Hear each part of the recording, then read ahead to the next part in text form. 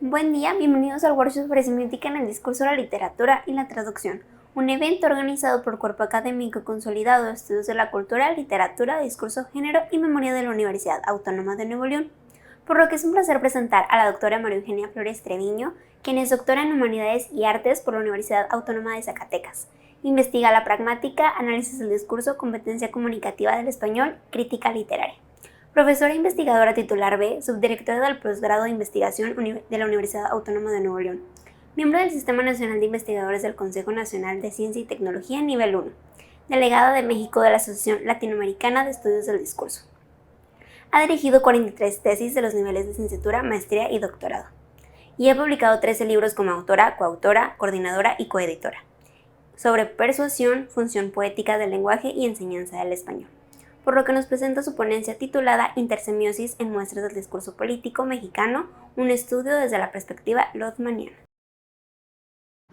Buenas tardes, muchas gracias, doctor Orlando Valdés Vega, por esta presentación.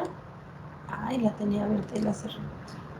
Bien, en este caso yo solamente quisiera aclarar que, bueno, fui delegada, ¿vale? Ahora me encargaron el trabajo de ser vicepresidenta de ALED, a sus órdenes en esta asociación. Y bueno, este trabajo es, como decíamos ya, desde el punto de vista lodmaniano, y es unas muestras del discurso político mexicano, un trabajo que he venido desarrollando desde hace más de 10 años, primero con el doctor José María Infante, y a su jubilación pues continuó yo con este trabajo.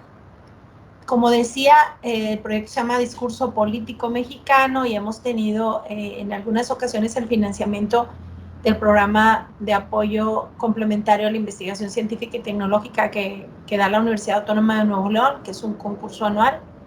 Y bueno, pues ahí estudiamos desde 2009, que fue nuestra primera publicación, pero desde 2008 empezamos a trabajar más de 400 textos del discurso político, y hemos revisado la interacción discursiva, la ironía, la polifonía, la descortesía y la imagen, y ahí están las diversas publicaciones. Otros colaboradores de este proyecto son la doctora Larisa Aguilera, con la cual publicamos en 2018 un trabajo al respecto, y el doctor Ernesto de los Santos, que ellos también trabajaron, se inscribieron en este proyecto y hacen sus propios trabajos.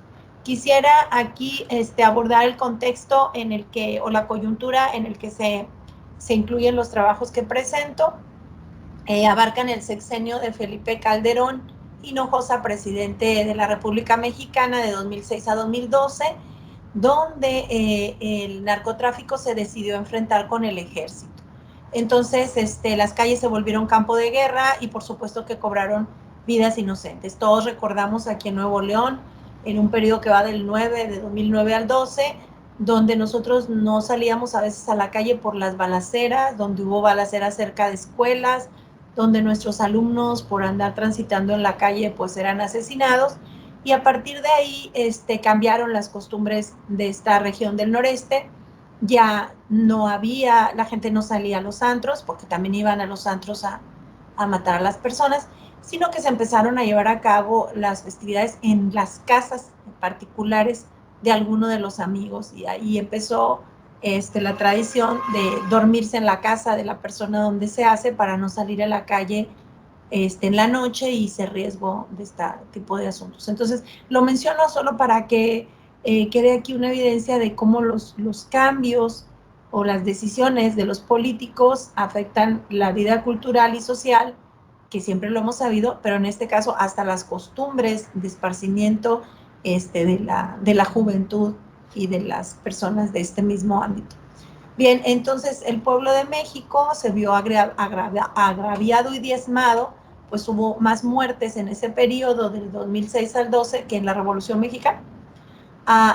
Entonces atendía y esperaba que las estrategias de seguridad con el siguiente presidente, Enrique Peña Nieto, que gobernó a México de 2012 a 2018, dieran mejor resultado.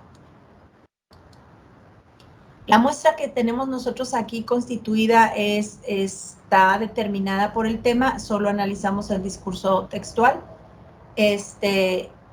No sé quién está de coordinador, pero que admita a las personas que quieren entrar, por favor. La muestra se constituye por 18 discursos de los presidentes de México a partir de 2006, aparecidos en los medios de comunicación en un periodo que va desde 2006 al 13. No tiene criterios aleatorios de representatividad, sino que la selección la determinó el tema del trabajo. El corpus se obtuvo de publicaciones como el periódico El Norte, el periódico El Universal y la página web de la Presidencia de la República Mexicana. De ahí sacamos las muestras textuales. Abordamos para este estudio la perspectiva dialógica que sostiene Bakhtin cuando habla que el hablante interactúa con el otro hablante, pero también con su entorno semiótico discursivo, y para eso tomamos el criterio de Haidar 2006 del discurso como práctica semiótica discursiva. Por tanto, revisamos diferentes niveles del discurso y adaptamos una perspectiva ampliada del diálogo, donde no solo dialogan los interactuantes, sino también las circunstancias semióticas del entorno. Tenemos varios supuestos, los manianos, porque él dice que la cultura es en principio políglota y sus textos siempre se realizan en el ámbito de por lo menos dos sistemas semióticos. En este caso, la palabra y el gesto, por ejemplo, en sus diferentes manifestaciones.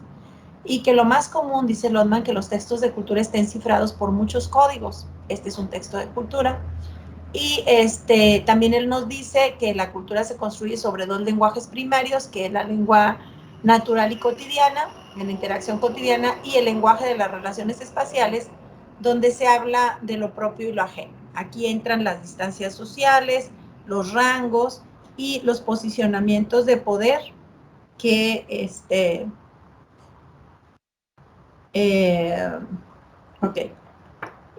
los posicionamientos de poder que ahí se desarrollan. Es que estoy leyendo algunos avisos de colegas en el chat. Les pido me disculpen mientras expongo, después lo sigo leyendo. Bien, también nos apegamos a las ideas de Verón, que nos recomienda que hay que estudiar las condiciones sociales de reproducción de la ideología en el discurso, de comprender el discurso dentro del contexto de su producción y un segundo contexto de reconocimiento o interpretación de acuerdo a la coyuntura temporal. También nos dice que no podemos inferir el significado de una manera lineal o directa a partir de una descripción del habla de un sujeto, sino que hay que tener en cuenta el sistema de compulsiones en donde se origina, en donde se produce.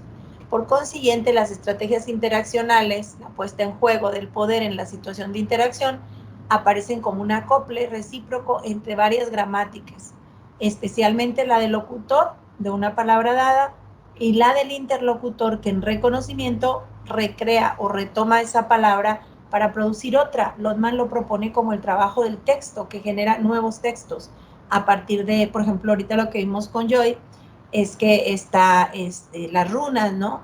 El conocimiento filológico que genera las runas reales, la obra de arte literaria, y el nuevo conocimiento que genera el autor al recrear esas runas y proponerlas como un recurso literario.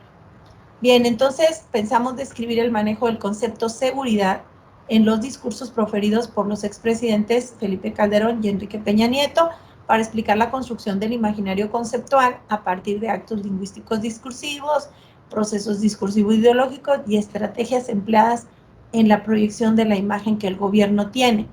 Elegimos como unidad operativa el acto de habla y la revisamos desde una perspectiva discursiva para transitar a las dimensiones semántico-pragmática y retórico-discursiva y proponer las interpretaciones de esas prácticas semiótico-discursivas. Para seleccionar los contextos, empleamos un programa ya viejito que se llama LES, producido por Raúl Ávila y publicado por el Colegio de México. Abordamos las incidencias de las articulaciones que ya dijimos y sus repercusiones en las condiciones de producción, circulación y recepción de este discurso. Y acudimos al trabajo de Ducrot con los componentes del significado, donde se articula el acto lingüístico y la situación retórico-pragmática. Articulamos nosotros estos eventos que nos permiten estudiarlo desde una dimensión discursiva para revisar sus implicaciones socioideológicas. Estas son entonces en resumen, estas son nuestro posicionamiento metodológico y teórico para abordar el asunto, ¿no? Estudiamos el concepto de seguridad en estas dimensiones y vemos cómo se articula la ideología y los imaginarios en la construcción de ese concepto en los actos discursivos de los discursos emitidos, a los cuales consideramos prácticas semióticas discursivas.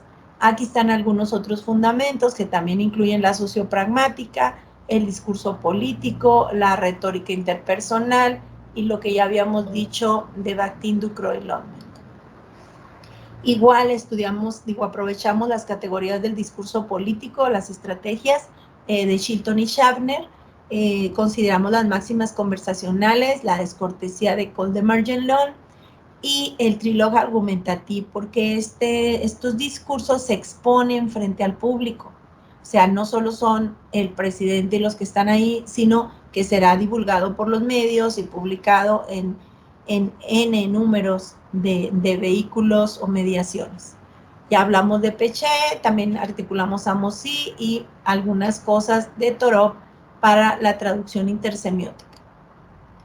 El Programa de las Naciones Unidas introdujo en el año 94 una visión sobre seguridad que concierne a todos los seres humanos y ha devenido en motivo de angustia cualquiera que sea la condición social de los mismos.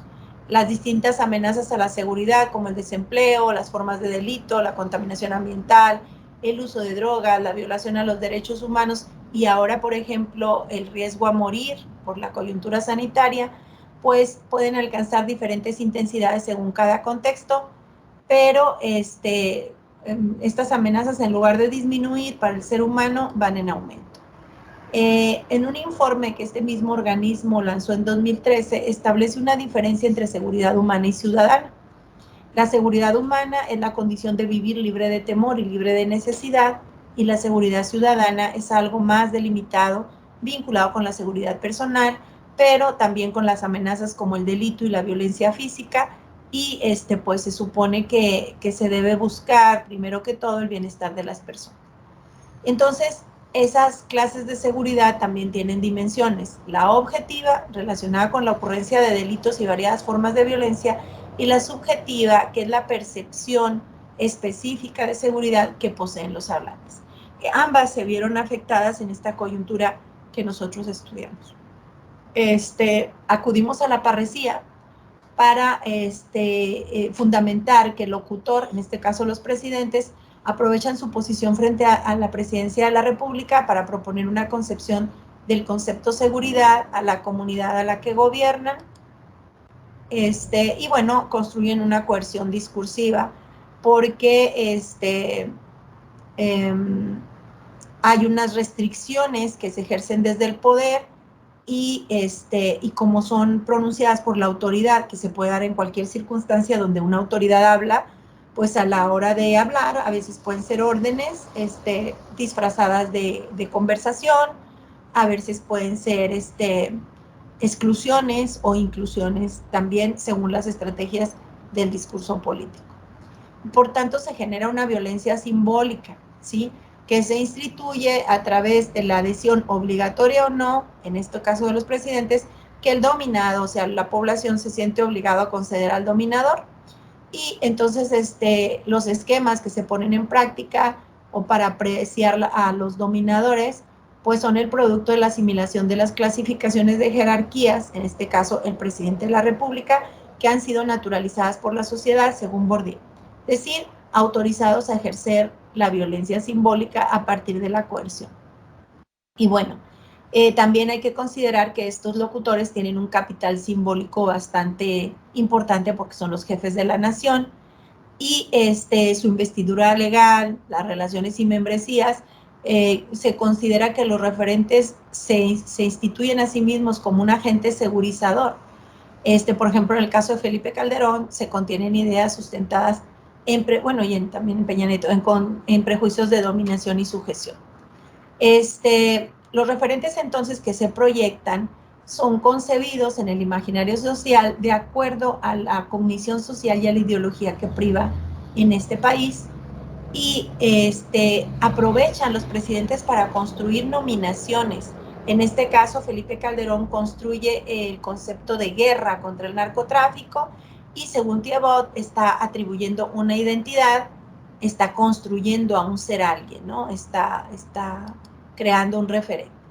Entonces, aquí dice, al elaborar el concepto de seguridad se encubren motivaciones, se construyen imaginarios y se lleva a cabo un proceso ficcional a partir de las estrategias retóricas empleadas que estudian Chilton y Shafter en la categoría de encubrimiento. También tenemos que considerar el ritual de circunstancia porque es la cualificación, la jerarquía de los individuos que hablan en un juego de interacción lingüística. Este ritual fija la eficacia supuesta o impuesta de las palabras y su efecto sobre a quienes se dirige y entonces tiene un encuadre de su valor coactivo o coercitivo. Hay entonces manipulación discursiva, y dice, el individuo, con Gómez decimos que el individuo solo posee limitadas certidumbres de aquello que cree real y que el lenguaje es el único instrumento con el que puede dominar ese mundo lleno de apariencias en el que vive. El ser humano está condenado a conocer fragmentariamente la realidad, constreñido por las limitaciones y carencias lingüísticas que le dominan. Es así como el discurso proyecta a aquellas entidades que el enunciador quiere proponer como reales de acuerdo a los propósitos de este mismo discurso. Vamos a tener entonces una convivencia de diferentes niveles de la diégesis y su incidencia semiótico-discursiva. Por ejemplo, en estos discursos de seguridad de los dos presidentes tenemos que considerar la coyuntura histórico-sociocultural para analizar el diálogo de la historia y el evento, la ideología en el discurso para ver cómo se muestra en el evento, las implicaciones retóricas y semióticas para poder construir las interpretaciones y por supuesto la materialidad de base que es la comunicativo-pragmática que es el ámbito en el que se desarrolla la interacción. Todas estas dimensiones de la diégesis nos llevan a considerar una interacción semiótica entre los ámbitos que cada campo epistemológico considera y que si no los analizamos todos, sí tenemos que tenerlos en cuenta a la hora de interpretar los efectos del discurso. Aquí tengo algunas aplicaciones de Felipe Calderón, no las voy a dar todas porque tengo poco tiempo. Ok. Por ejemplo, el discurso que él daba en 2006 era de recobrar la tranquilidad, de vivir en paz. Vean cómo reitera la paz, y habla de la familia, que es uno de los principales valores del pueblo mexicano, de la casa, ¿no? La casa, la paz y la familia, y la tranquilidad, aquí también está varias veces repetida, que él replicaba en ese momento. En ese momento, trataba de convencernos que la delincuencia pretendía inmovilizar a la sociedad y el gobierno, y que existía un ámbito de inseguridad que a todos nos amenazaba. Y va con recursos retóricos a extenderlo por estados, ciudades y regiones enteras. Entonces se llevó a cabo una persuasión sobre el ámbito de inseguridad que rodeaba y prometía que, dice, es precisamente la lucha por recuperar la seguridad pública y la legalidad. Esas son sus promesas de inicio de gobierno. Luego viene con estrategias de encubrimiento cuando ordeno a los secretarios de Marina redoblar el esfuerzo para garantizar la seguridad. Y luego vean, sí me voy a detener tantito, dice, sé que restablecer la seguridad no será fácil ni rápido, que tomará tiempo, que costará mucho dinero e incluso, y por desgracia, vidas humanas. Vean cómo pospone la principal pérdida que debería ser las vidas humanas, la pone al final y pone primero el dinero, ¿no? Primero el tiempo y el dinero. Y lo dice en 2006, al final de su gobierno, cuando se le piden cuentas, diría, yo se los advertí, en 2006 les dije, se les piden cuenta de los 250,000 muertos que hubo en su sexenio, y él dice, yo se los dije en 2006, que esto iba a costar vidas humanas. Ahí lo que está haciendo es encubrimiento su proyecto que tiene de recibir más recursos de la Organización de las Naciones Unidas al declarar que estaba en guerra, porque un país cuando está en guerra recibe este tipo de recursos y él va construyendo la guerra contra el narcotráfico para poder llegar a la seguridad, ¿no? Bueno, y aquí no lo tendría, aquí está la interpretación, ¿no? construye los referentes, fusiona elementos de gobierno, que es, por ejemplo, los soldados, el narcotráfico, que son los principales protagonistas de ese periodo. Entonces está creando causas, lazos explicativos sobre los eventos que a él le convienen y, por ejemplo, cuando él dice, puedo decir que aquí mismo en la ciudad de Monterrey todavía hace algunos meses se vivía en la calle en la zozobra y el miedo.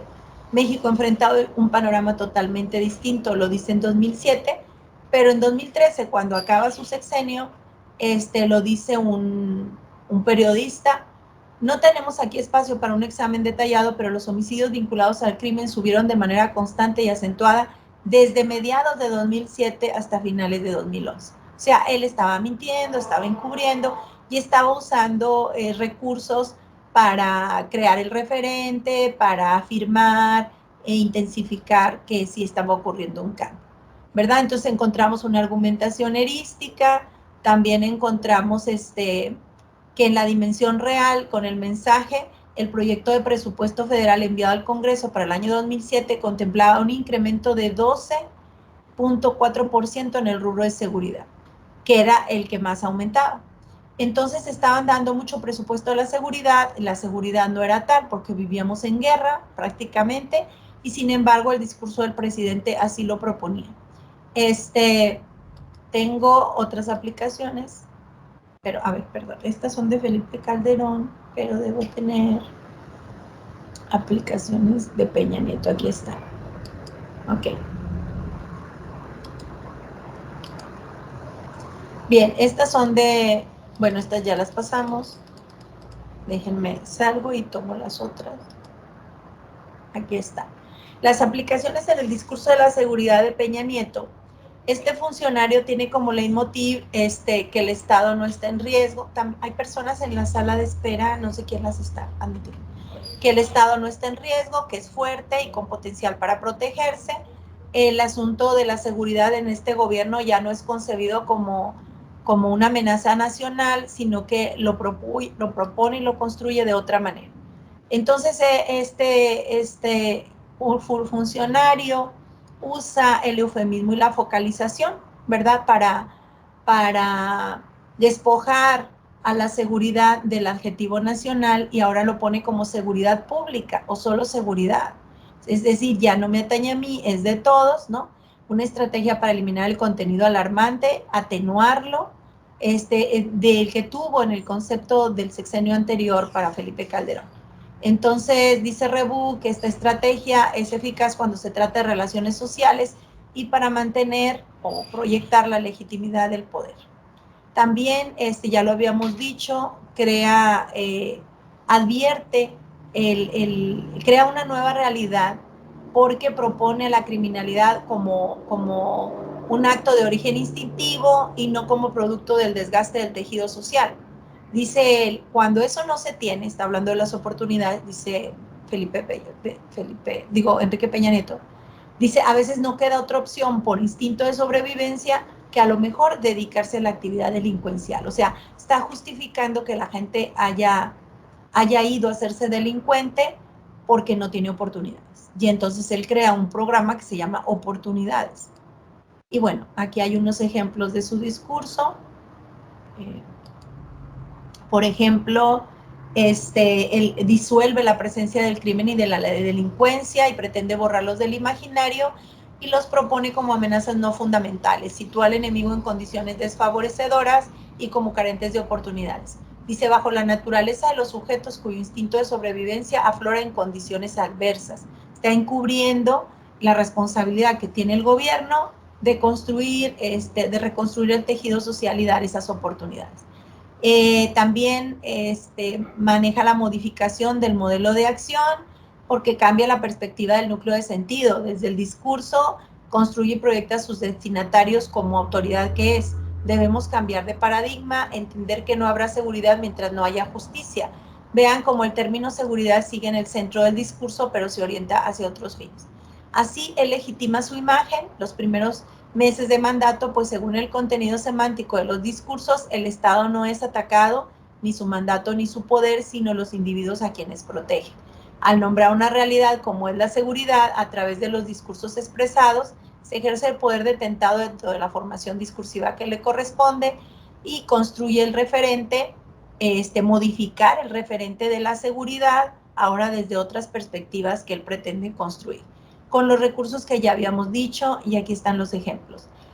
Poner al ciudadano y su familia en el centro de las políticas de seguridad, la seguridad y la justicia de los mexicanos, que coloca la vida del ciudadano y su familia en el centro de los esfuerzos, visión del Estado que pone el ciudadano y su familia. Vean cómo hay reiteración de ciudadano y su familia, ciudadano y su familia, ¿no? En el centro de las decisiones de las políticas en materia de seguridad, pues él va a los valores más importantes culturales que tiene nuestro pueblo.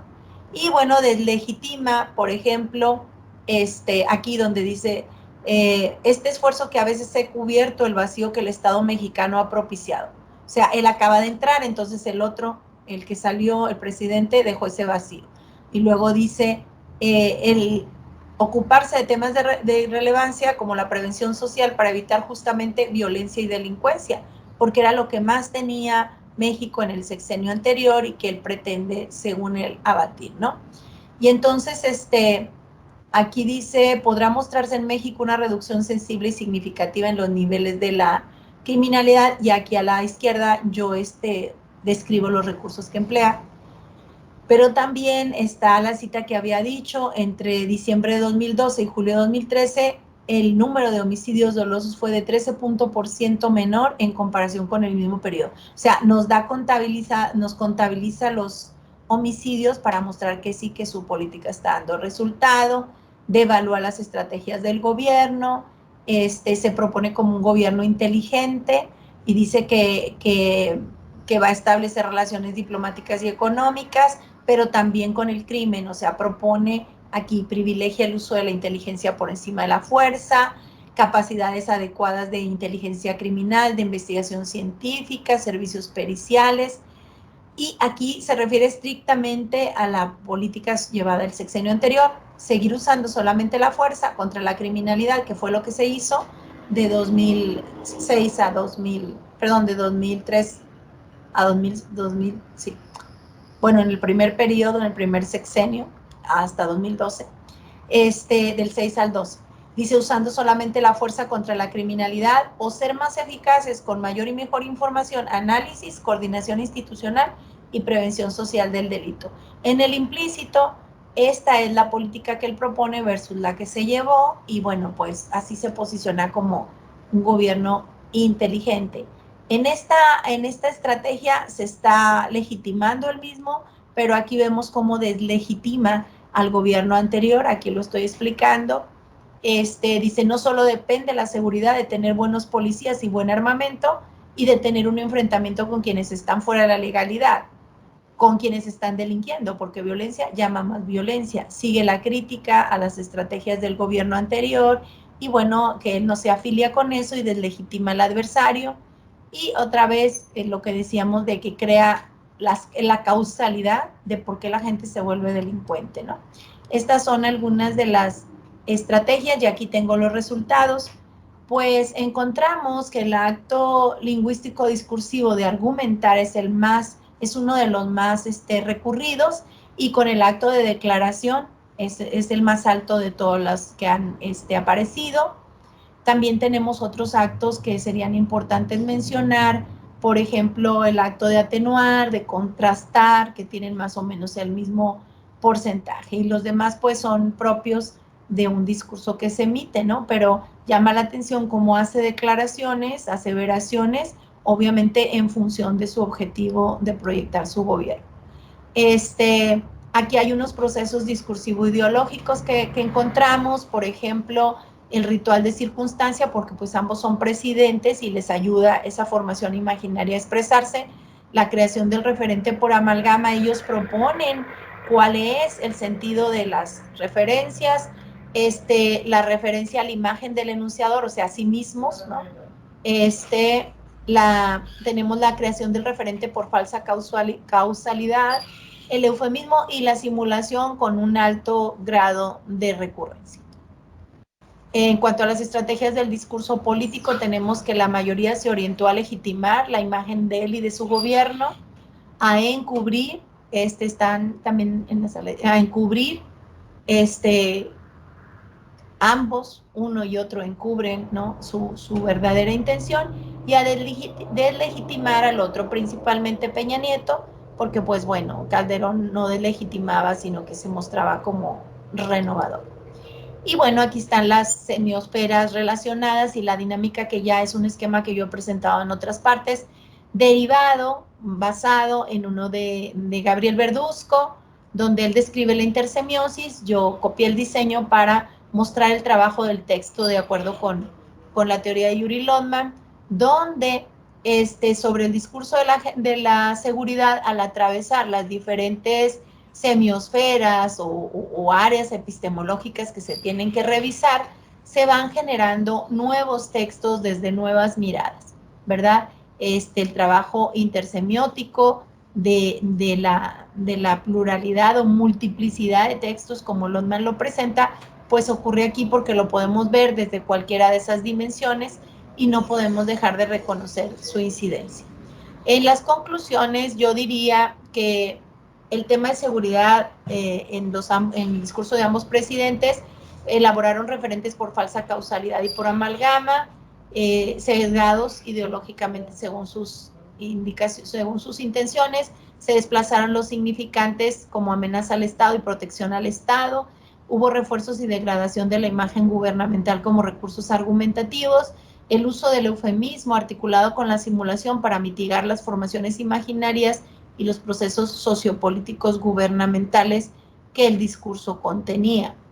Las prescripciones que la formación sociodiscursiva impone, porque como lo dice el presidente, pues los que escuchan no tienen mucho ámbito de oposición. Sí lo hacen los periodistas, lo hacen los medios, pero y algunas manifestaciones, no siempre había manifestaciones. Pero bueno, era el presidente. La argumentación sobre estos, por la sobreseguridad nacional, ahora presenta asociada como con crimen y delincuencia, y las declaraciones que se matizan para la proyección de letos del gobierno deseado, la contrastación e intensificación para singularizar las características de la administración de gobierno, la amplificación en Felipe Calderón y la atenuación en Enrique Peña Nieto de las amenazas al Estado. Uno, para ganar fondos. Felipe Calderón amplía y exagera e intensifica los efectos de la seguridad para ganar fondos para esa guerra que él empleó durante sus 6 años. Y Enrique Peña Nieto todo lo contrario, trata de atenuar y de legitimar y decir que no existe nada, cuando todos sabemos que su gobierno estuvo sellado por su articulación con el narcotráfico. Bien, el marco referencial del discurso impacta en el ámbito cognitivo de los destinatarios y orienta la comprensión de la realidad. En lo relativo a la figura y gestión con los recursos hídricos, demostrativos y temporales que emplea, uso de sustantivos con función adjetiva, en los cuales devalúan la imagen del otro mandatario y ennoblecen la propia, y se proyecta la representación de un presidente solidario con la población en ambos casos, y se apela a la dimensión emotiva.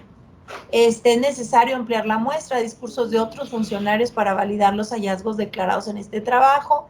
Y bueno, ya empezamos, ya lo andamos haciendo este año, la construcción de los distintos setos que se generan de estas prácticas semiótico-discursivas. Y aquí están las referencias.